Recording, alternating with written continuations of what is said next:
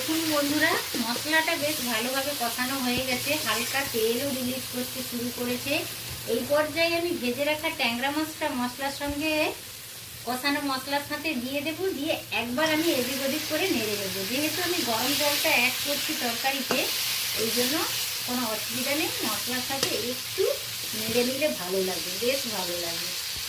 জ্যান্ত ট্যাংরা মাছ, একেবারে বড় সাইজের ট্যাংরা মাছ। এই ট্যাংরা মাছেরই আজ আমি একটা রেসিপি করব, আর সেটা আপনাদের সকলের সাথে শেয়ার করব।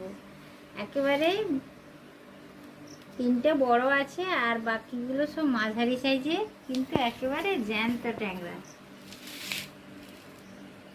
এই ট্যাংরা মাছগুলোকে খেতে খুব ভালো। এটা ডিমওয়ালা ট্যাংরা মাছ, একেবারে জ্যান্ত ট্যাংরা। নমস্কার বন্ধুরা, গঙ্গাসাগরের বনেদি রান্না ও পরিবেশ ইউটিউব চ্যানেলে আমি সবাইকে স্বাগত জানালাম। দেখুন বন্ধুরা, আজকের আমি এই 8 পিস ট্যাংরা মাছ নিয়ে বসে গেছি। 4 পিস বড় আর 4 পিস ছোট সাইজের ট্যাংরা মাছ, কিন্তু একেবারে জ্যান্ত ট্যাংরা।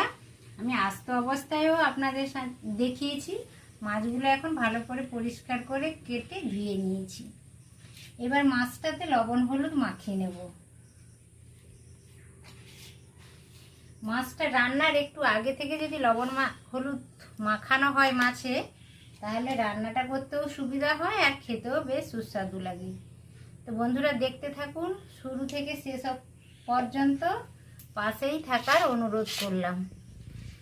ভালো করে ঘষে ঘষে মাছে লবণ হলুদটা মাখিয়ে নেব।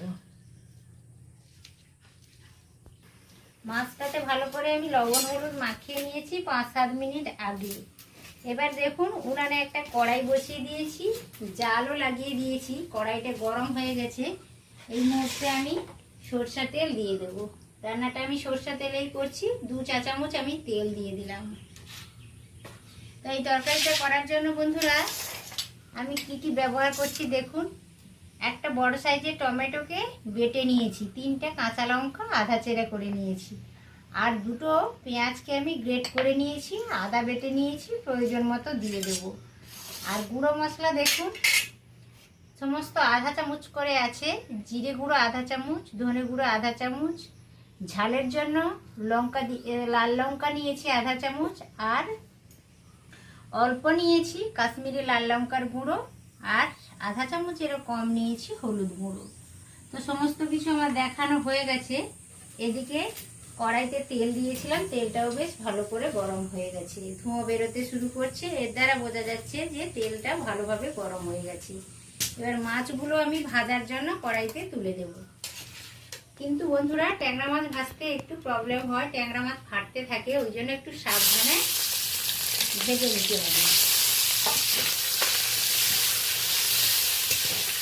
দেখুন বন্ধুরা, আমি একটা ঢাকনা চাপিয়ে দিয়েছিলাম, খুলে নিলাম। ট্যাংরা মাছগুলো ভালোভাবে ভেজে নিয়েছি, বেশ ব্রাউন কালার করে ভাজা হয়ে গেছে। এই পর্যায়ে আমি ট্যাংরা মাছটা তুলে নেব, আরও কিছুটা রয়েছে সেগুলো ভেজে নেব। এই দেখুন বন্ধুরা, সমস্ত মাছ 8 পিস ট্যাংরা মাছ আমি খুব ভালো করে ভেজে নিয়েছি। ব্রাউন কালার করে ভাজা হয়ে গেছে ডিমওয়ালা ট্যাংরাগুলো। বন্ধুরা, এই সিজনে তো ট্যাংরা মাছ বাজারে পাওয়াই যাচ্ছে, আপনারা এইভাবে রান্না করে খাবেন, খেতে বেশ ভালো লাগে ডিমওয়ালা ট্যাংরা। তো মাছগুলো ভাজার পরে আমি কড়াইতে আরও 2 চা চামচ তেল দিয়ে দিয়েছি। এবার ফোড়নের জন্য অল্প ছোট 1 চামচের 1 চামচ আমি কালো জিরে ফোড়ন দিলাম। ট্যাংরা মাছের তরকারিতে কালো জিরে ফোড়ন দিলে বেশ ভালো আসে গন্ধটা, খেতেও ভালো লাগে। ফোড়নটা ভালোভাবে ফুটে গেছে। এই পর্যায়ে আমি গ্রেট করা পেঁয়াজটা দিয়ে দিলাম।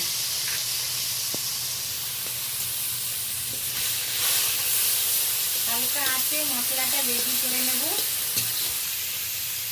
টমেটোর পিউরি আর কাঁচা লঙ্কা আধা চেরা কাঁচা লঙ্কা 4 পিস দিয়ে দিলাম। উল্টে পাল্টে ভালো করে নেড়ে নেব যত সময় না পেঁয়াজটা টমেটোটা ভালোভাবে নরম হয়ে গলে যাচ্ছে। পেঁয়াজ টমেটো মোটামুটি ভালোভাবে নরম হয়ে গেছে। এই পর্যায়ে আমি আধা চামচের একটু বেশি আমি আদা বাটা দিয়ে দিলাম। আদা বাটা দেওয়ার পরে এটা আরও 2 মিনিট আমি ভালো করে উল্টে পাল্টে নেড়ে নেব। সমস্ত কিছু কাঁচা গন্ধ যত সময় না যাচ্ছে তত সময় ভালো করে নেড়ে দিতে হবে। আদা বাটা, টমেটো, পেঁয়াজ, কাঁচা লঙ্কা সমস্ত কিছু ভালোভাবে কষানো হয়ে গেছে, সমস্ত কিছু কাঁচা গন্ধটা চলে গেছে। এই পর্যায়ে আমি অল্প জল দিয়ে দেব, জলটা গরম জল। গুঁড়ো মশলাগুলো দেওয়ার আগে অল্প একটু জল দিয়ে দিলাম, যাতে গুঁড়ো মশলাটা তলাতে না ধরে যায়। আমি গুঁড়ো মশলাগুলো সমস্ত কিছু দিয়ে দিলাম। মশলার সাথে ভালো করে গুঁড়ো মশলাটা কষিয়ে নেব ভালো করে 3-4 মিনিট ধরে। যত সময় না তেল ছাড়ছে কষানো মশলা থেকে তত সময় আমি ভালো করে কষিয়ে নেব। লবণ দিয়ে দিলাম স্বাদ মতো, এটা ভালো করে কষিয়ে নেব। লবণটা দিলাম, যদি প্রয়োজন হয় টেস্ট করে পরে আবার দেব। দেখুন বন্ধুরা, মশলাটা বেশ ভালোভাবে কষানো হয়ে গেছে, হালকা তেলও রিলিজ করতে শুরু করেছে।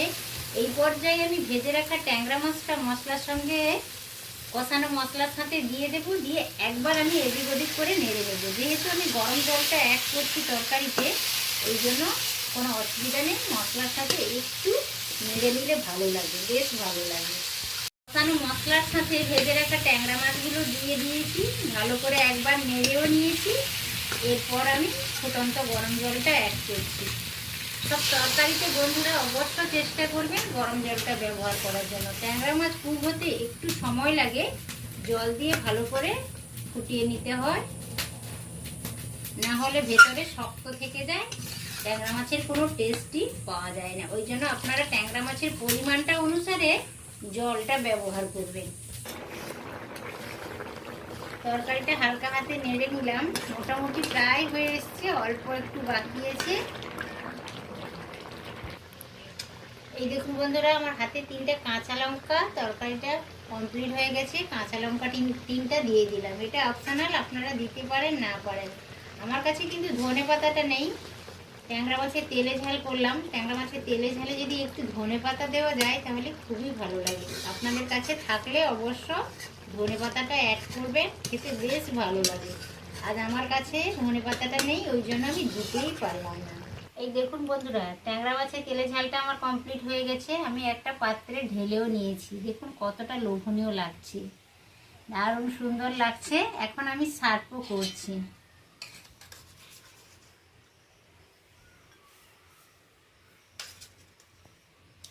আপনারা এইভাবে ট্যাংরা মাছের তেলে ঝাল করে খাবেন, আমি যেই পদ্ধতিতে করলাম। দেখতেও ভালো লাগে, খেতেও ভালো লাগে, খুবই সুস্বাদু লাগে।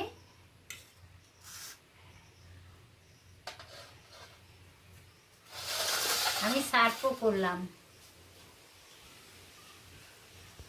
এই দেখুন বন্ধুরা, আজ আমি লাঞ্চে পালং শাকের একটা সবজি তরকারি বানিয়েছি, ট্যাংরা মাছের তেলে ঝাল করেছি, আর তেলো কাঁকড়াকে টক রান্না করেছি পুরনো তেঁতুল দিয়ে।